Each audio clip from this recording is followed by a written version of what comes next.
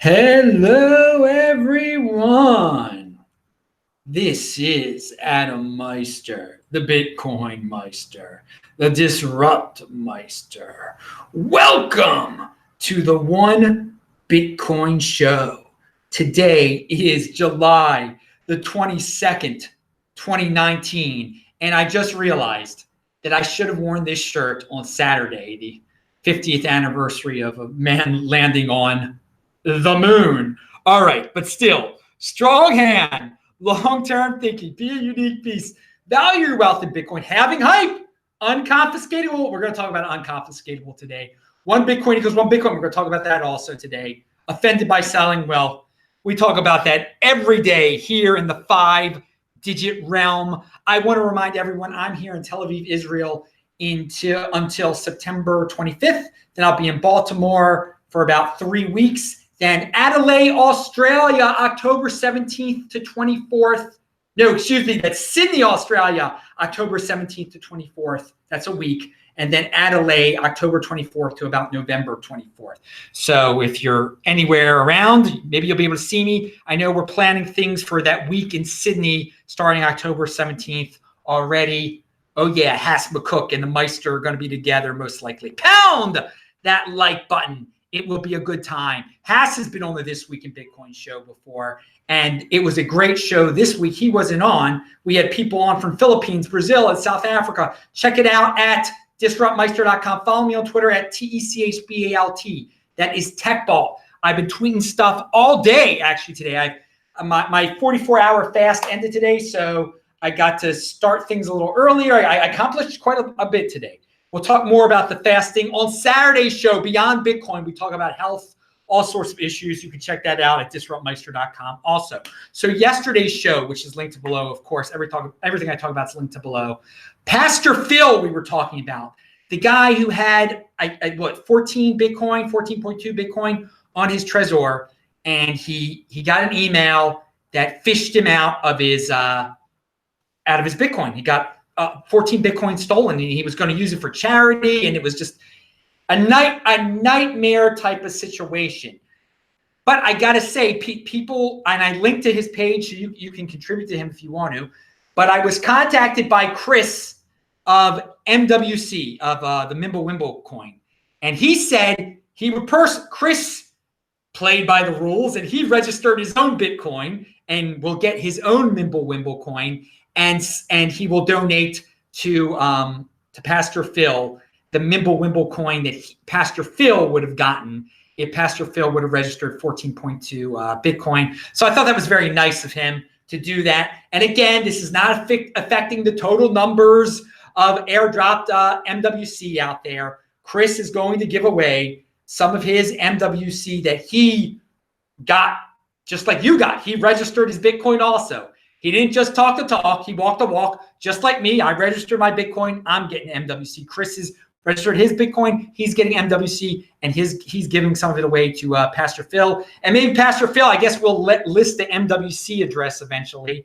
And other people, if they want to give away their MWC to him, can do so. But he's linked to below. And the thing that I forgot to mention that I wanted to open the show off with was that when Pastor Phil got robbed, again, he typed in his recovery seed, and you should never do that on a computer. So the crooks, the straight up crooks, took his recovery seed and they stole his Bitcoin. But they didn't just steal his Bitcoin. They stole every single possible forked crypto dividend of Bitcoin. Okay? And Rocky Palumbo checked this out. I asked Rocky, I'm like, well, maybe Pastor Phil can get something back if he gets some of the crypto dividends. He's like, no, the crooks took everything. Like the B2X, the stuff you've never even heard of. They took it all. They cleaned it out. So again, there's a lot of people, oh, it's worthless. Those crypto dividends. They're worthless? Why did a bunch of criminals steal all of it? They weren't just playing games. They weren't working for those crypto dividends. They stole the crypto dividends because they won every single penny they could get. The crooks respect the money. Pound that like button.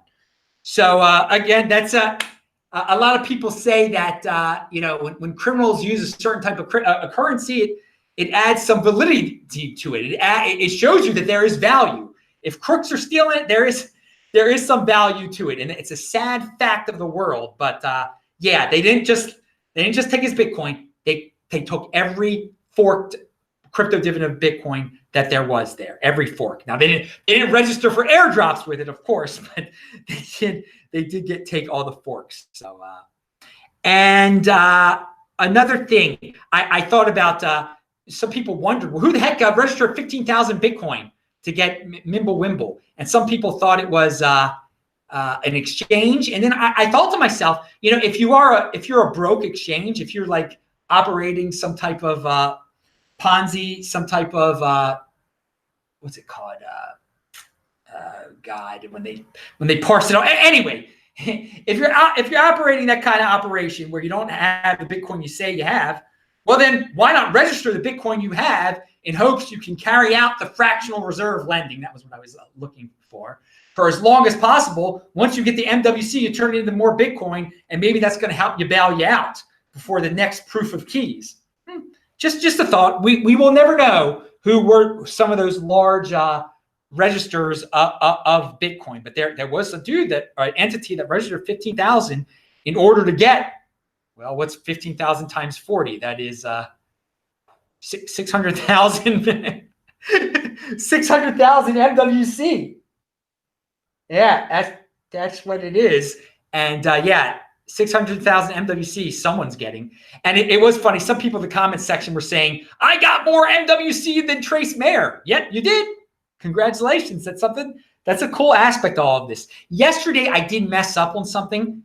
And again, MWC was an airdrop of Bitcoin that you could have gotten up until the 19th, and now registration is closed. So you're going to have to buy it if you want it.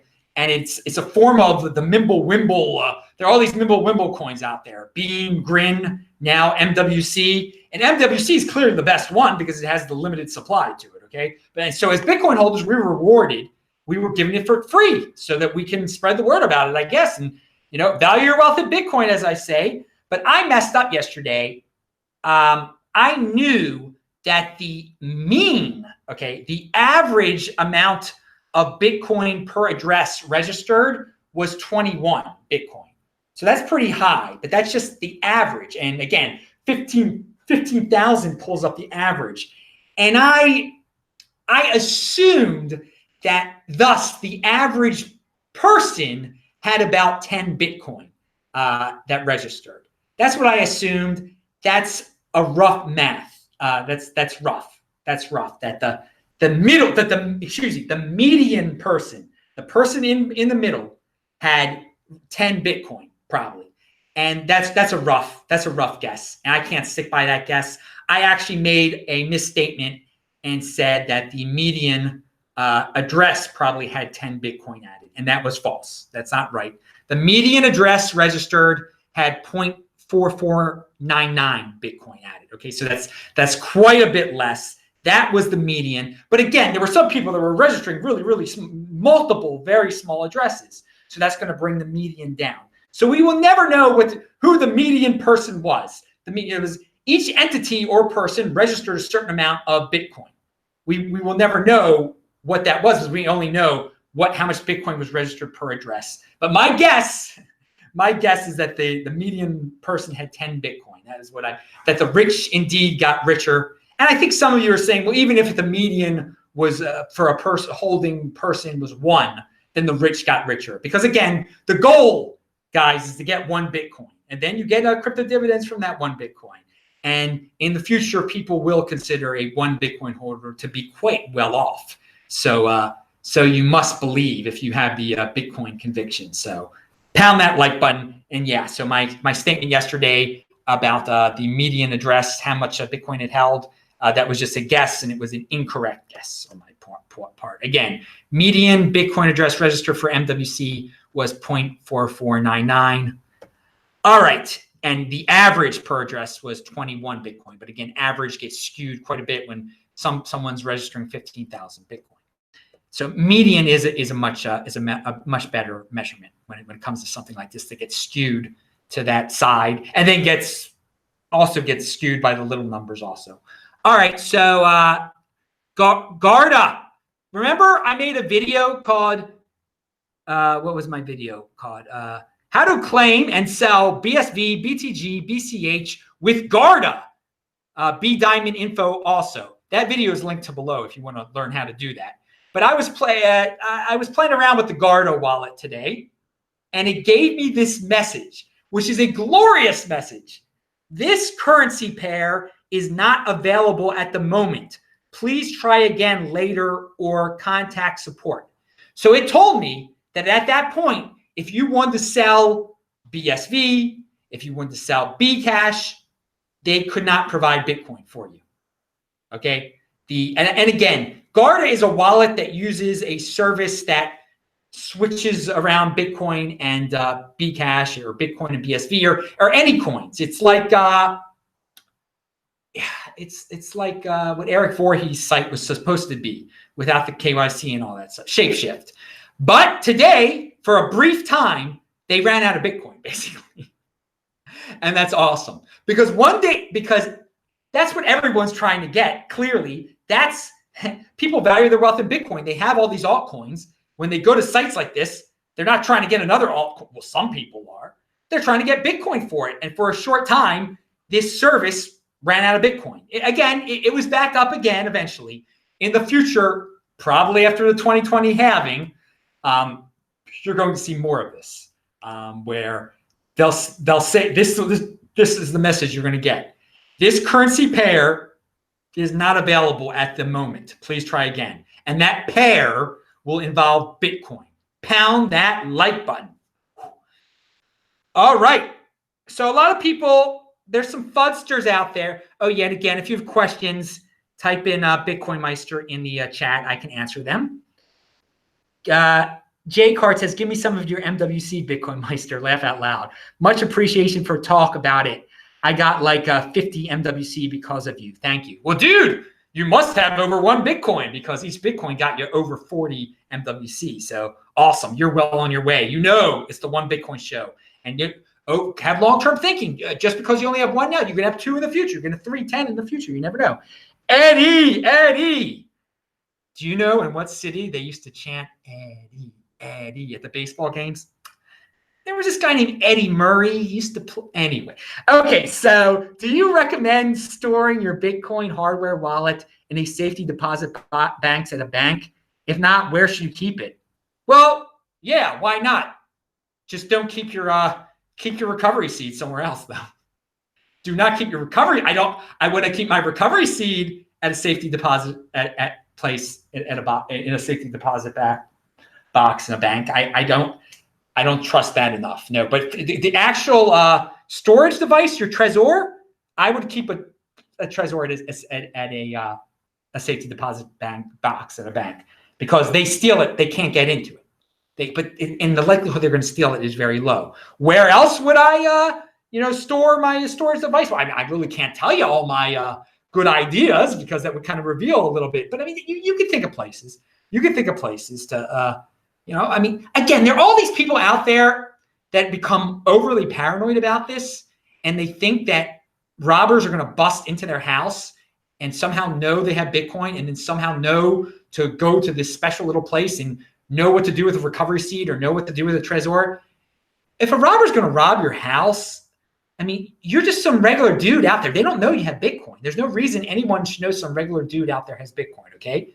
Some guy who's in the chat, who uses a fake name in the chat, they're not going to know who you are. And so if a robber comes to rob your house, they're going to try to get your wife's diamond ring. Like in Baltimore City, some of the dudes that walk through good neighborhoods, they see what's in the front. They see what's sitting in the front window, what's on the piano. And so they come back later, they bust in, they take what's ever on top of the piano. Again, crackheads, they just want something that's got is worth about $10 so they can get some more crack. I mean, that's it. So most safety precautions for your Trezor are going to be pretty good. If they're at your house, they're going to be pretty darn good. Okay. You put it under the floorboard or whatever. I mean, it's the guy robbing your house. He's not going to be ripping up your floorboards or anything like that. Unless you are someone out there that, has made it obvious they have Bitcoin and you're storing it in your floorboards or something like that. Hey, and don't be that guy, I guess. So, and yeah, my name really isn't Adam Meister. Okay, so no matter what you are, if you have 50,000 Bitcoin, you would get MWC. No matter what you are, J Card, Trace might have 15,000 Bitcoin. He didn't get MWC. One would hope if you had 15,000, you would take full advantage of that and just get richer, dude. Get all those crypto. Trace, we all know Trace is rich. Trace could be a billionaire, and he just keeps getting richer and richer. He has claimed many more forks than I have. Of course, definitely. He's gone to lowest of the low. He's like that, we're talking about, unfortunately, the robbers who robbed the pastor. They claimed every single crypto dividend. Trace, who's a good guy, has done the same thing and gotten a lot more than those dudes have. The rich get richer. We should praise the rich, and we should try to emulate the rich. But we shouldn't try to emulate what the mistake that Trace made when he didn't claim his MWC. But the rich aren't perfect. Don't put them on pedestals. The things they do right, learn from them, try to emulate it, and you get rich too. Success should be applauded. On this show, we applaud success. We're not victims here. This is not the victim channel. Go to one of those virtue signal channels. There are plenty of them out there. That's how you fit in YouTube and in the general population. And again, fitting in is overrated. Clearly, when you have to be a victim to fit in, I just want to vomit when I think of that. Personal responsibility is a new counterculture. All right, 1, 2, 3, no scope. How long do you think it'll take until exchanges don't just run out of Bitcoin pairs, but start to run out of Bitcoin for people trying to convert fiat? Well, that's the same thing. It's possible. It'll be the same time. There's a lot of exchanges that don't deal in fiat, though. But again, they've been able to pull. Not everyone. I think most of the exchanges out there don't have the amount. Right now, they don't have the amount of Bitcoin they say they have. But they can keep up the game of musical chairs pretty well because all these sucker MCs out there, they don't value their wealth in Bitcoin, or they don't know how to hold their Bitcoin, or they trade so much they just keep everything they think they're keeping everything on the exchange, and the exchange says we have this much of Bitcoin on the exchange when they really don't have it, and they just trust the exchange. So, okay, but and that's why January 3rd, 2020, Trace will do the proof of keys again, and hopefully he'll start talking about it earlier, very soon. Hopefully he'll start talking about it, and maybe one of these corrupt exchanges will go down, and people are going to learn the hard way about controlling your own private keys and not keeping that at an exchange. All right, so we're going to talk about some inflation FUD that people love to say. They love to say that, well, people could just, with all these forks, and Peter Schiff is one of the people who says this, you can just make as many Bitcoin as you want. You just fork it off, and that's a new Bitcoin, and all these cryptocurrencies, that's just inflation for Bitcoin. Well, Stephan Livera, and it's not, because we all know one Bitcoin equals one Bitcoin. Bitcoin is the next Bitcoin. But Stephan Livera, who is also in Sydney, hopefully I'll see him on October 17th to 24th. Your post questions the notion of Bitcoin's fixed supply. And again, this is Bitcoin supply is fixed, and this is not a controversial point. But again, these fudsters try to make it a controversial point. If you truly believe minority forks represent more Bitcoin, I think this is sorely mistaken. Try sending it to someone for payment. If you send someone Bcash when they ask for payment in Bitcoin, they will not consider that payment. There you go, people. There you go. That's a simple way of explaining it. Bitcoin supply is fixed. Just because they printed a lot of Bcash doesn't mean that Bitcoin supply has changed in any way. Because again, if someone says, dude, you're giving me a Bitcoin for that, whatever, for that MimbleWimble, you're giving me a Bitcoin for that, and you give them a Bcash, they're gonna say, no, dude, you didn't pay me a Bitcoin. You send me a Bitcoin. I didn't want that. I want this. I want the real thing. All right. So again, but on this show, we already know that Bitcoin's fixed supply, that is a tremendous selling point, and it doesn't change just because someone says, oh, we have the real Bitcoin. Again, those are just crypto dividends. They're just ways of rewarding us with altcoins. And altcoins are not Bitcoin. Holders, baby. The life of a holder. Yeah. All right. Strong hand. So what's this? Kruger macro. The Coinbase popularity and typical hold time stats are very interesting. Okay, so I linked to this chart below, excuse me. Coinbase has listed their most popular cryptocurrencies, okay? And it's not a shock. Number 1 is Bitcoin, number 2 is Ethereum, number 3 is Litecoin, and number 4 is Bcash, all right? Now, the issue, they talk about the hold days, the typical hold time statistics for each of these coins. And this is the interesting part. One Bitcoin, people for Bitcoin, excuse me, people typically keep it on for 85 days on Coinbase. Ethereum 101 days and Litecoin 119 days. So to me, I interpret this as people who buy Bitcoin on there are the most knowledgeable. They're not diversifying for the sake of diversification, and they want it off of there as fast as possible.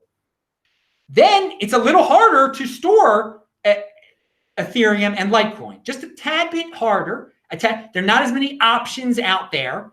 And it's also the people who are getting into those are just, some of them are just diversifying for the sake of diversification. They don't care about proper holding, so they're going to keep it on there longer, okay? Now, the number 4 currency was Bcash, and that was only 77 days holding it there. So that's less than Bitcoin. But my theory behind that is that many of the people who held Bcash there got it for free. So they immediately turned it into Bitcoin. So they weren't holding it very long. Thus, that brought down the time. Again, the thread is linked to below with the chart on it. It's an example of diversification for the sake of diversification. It also it lists all the other cryptocurrencies, but they haven't even been on Coinbase for a year. So it's like comparing apples and oranges, and he tries to figure out what their dates would be if they had been there for a year. So check, it's an interesting thread. Check, and an interesting chart. Check it out below. Hey man, the Bitcoin people know. The Bitcoin people know. Get it off of there as quick as possible. All right, Pirate Beach Bum reminds everyone, make sure to vote for the most hardcore Bitcoin maximalist. It's linked to below. It's called the Noonies. And because he's Hacker Noon is the site. And you can vote for me if you want, if you think I'm hardcore. I mean, I'm not really I'm a Bitcoin firster because again, I'm very willing to take these crypto dividends seriously. I will take free money and turn it into Bitcoin. What the heck? I'm not screaming they're worthless. It's ludicrous to say they're worthless. When criminals are stealing them, they're not worthless. Okay. I mean, even those lowly ones. All righty. Let's see. CoinDesk. What is this about? Oh, yeah. Some company called Anchorage, which is a member of the Libra constituency or whatever. The Libra conglomerate of companies. I don't care about that aspect. There's an article on CoinDesk that says why it chose South Dakota for a crypto custody office. Now, I think it's great that South Dakota is competing with Wyoming to make it, a tax-friendly jurisdiction for crypto custody and everything that they're trying to do out there. These are interesting states that I have been in before. And so good, compete, don't complain, don't be like New York. But I want to say this. Linked to below also, besides this article, is a video of mine from 3 years ago, June of 2016, July 4th of 2016. Bitcoin and South Dakota are the perfect match. Yep, I do. I had driven through South Dakota, in October of 2015. And you can watch the video. I thought it was a good idea for the state to get into Bitcoin back then. Good to hear they're into it now. All right, so classic. And again, you can watch all my old videos. And I've got a lot of them, like over 1,350 of them now. Disruptmeister.com. Oh, here's a reminder of why you don't want to rely on these centralized entities to control any of your private information. Because if you do, they're going to get hacked. Bitcoin doesn't get hacked. Here it is. Records of more than 5 million Bulgarians got stolen by hackers from the country's tax revenue office. Ouch. In a country of just 7 million people, the scale of the hack means that just about every working adult has been affected. Oh God, and again, so the weak points of centralization right there, and personal information. So yeah, if you want to get involved in putting your personal information on centralized blockchains, well, if a country can't control personal information, everything can be hacked and centralized. You can read the article. All right. So let's talk about something else in the mainstream that reminds you of the glory of Bitcoin.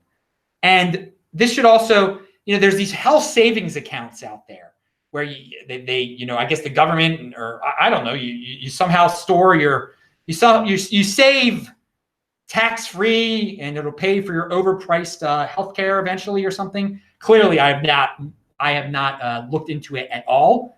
Bitcoin should be serving your future health needs, okay? That should be your savings account for your health needs. But here on the market ticker, Carl Denninger, who hates Bitcoin, by the way, but he brings up an interesting, so you were sold a health savings account as a means to manage medical costs, right? And you have some debt, right? Then for whatever reason, you can't pay said debt. Surprise, unlike most retirement assets, e.g. 401ks, and by the way, 401ks, they'll be able to confiscate those one day also. HSAs are not privileged. So debt collectors are now seizing your HSA. Tax privilege, yes, but not otherwise. Beware, folks. These accounts can have quite a material balance in them, and you can't do anything to protect them against this sort of raid, since you could only spend them on medically related matters. So, okay, you got into some debt.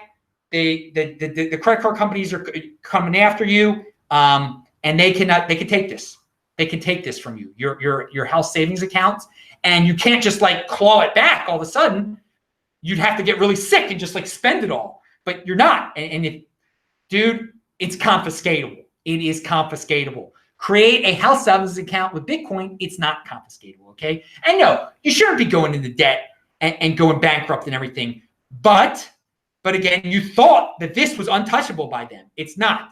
It's not. So just saying, if you went into regular, and people can go into debt for all sorts of reasons, like, hey, I just got divorced. My wife took everything. Now I have nothing. I am in debt. Now I owe credit card companies money, and they're going into my health savings account that my wife didn't get. There you go. If you had your health savings account in terms of Bitcoin, you'd be in a different situation. You could take all your Bitcoin, leave the country, forget about those debt collectors, forget about the ex-wife, et cetera, et cetera. It's truly unconfiscatable. That health savings account you were sold because it was unconfiscatable. It's not unconfiscatable. All right, Simon Dixon. And again, apparently they're getting into these things now. They're taking them away from people. So personal responsibility, people. Simon Dixon has a tweet video out there. It really gets going at the 22-minute mark. He sums it all up. But if you love Simon Dixon rants, then you can listen to the whole thing. I wish you could play it at 2x. You can't do that on Twitter.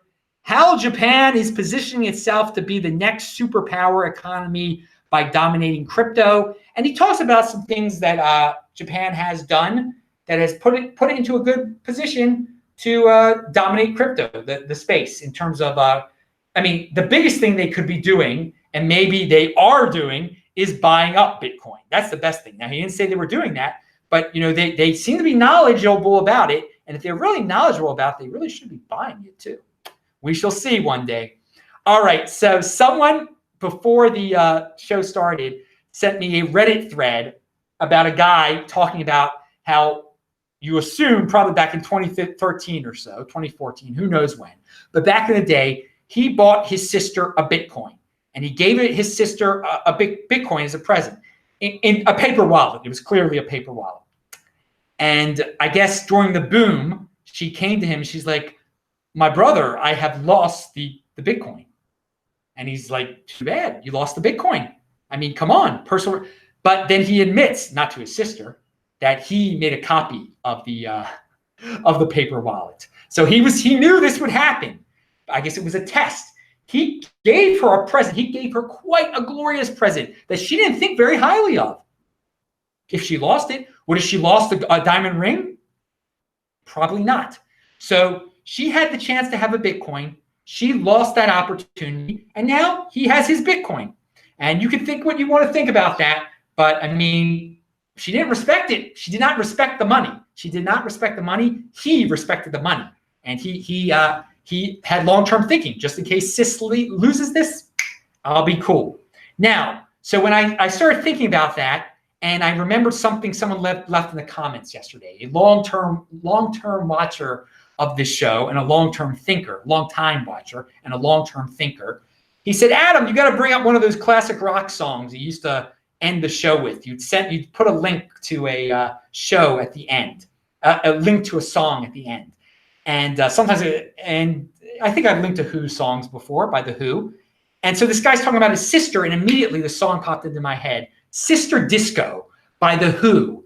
It's from the on the Who's next album in or Who Are You? It's the Who Are You? Excuse me.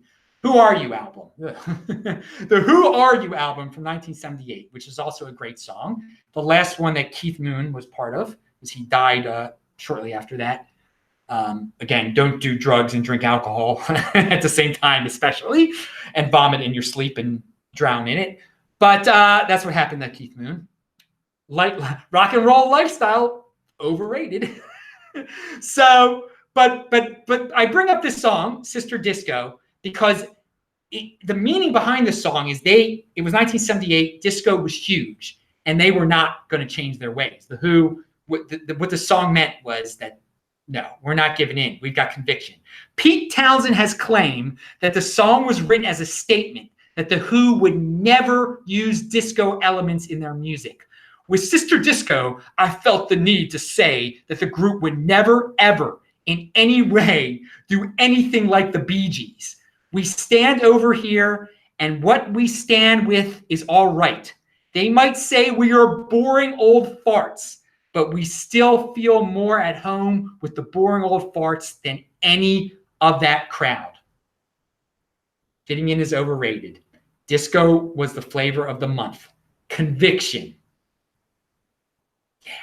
The Who is the next Who. Strong hand.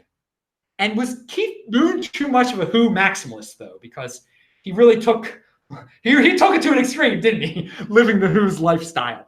But yeah, a lot of people say Bitcoin is old and boring. You got to get in on the altcoin flavor of the month. A lot of people said to them, yo, you guys are old and boring. You got to create some disco. It's 1978. It'll be a hit. It'll be huge. You'll make so much money. And they said, no, we're going to stick with rock and roll. We're going to do this for this album and our next two albums that we do in the 80s. And we're going to be forever known as a rock and roll band and be able to sell all of our albums forever and ever for so much money. And it'll be a long-term thinking. It'll be much better than just getting a little shot from some quick flavor of the month album. So you can learn a lot. I can turn anything into something Bitcoin related there. So it is a good song. To the chorus, goodbye, Sister Disco. That's good. That's good. They kind of break it down a little bit too much in it with the synthesizer. But anyway, I'm Adam Meister, the Bitcoin Meister, the Disrupt Meister. Remember to subscribe to this channel, like this video, share this video. Check out the links below, including that Who song, which of course I could not listen to because I'm still in mourning because of my father. You can't listen to music during the mourning period. So you guys check it out instead. Have fun with that stuff. Bang that bell button. Remember, a new show here every day. I will say hello to all you dudes, Bitcoin to the moon, in the chat right now. Thanks a lot.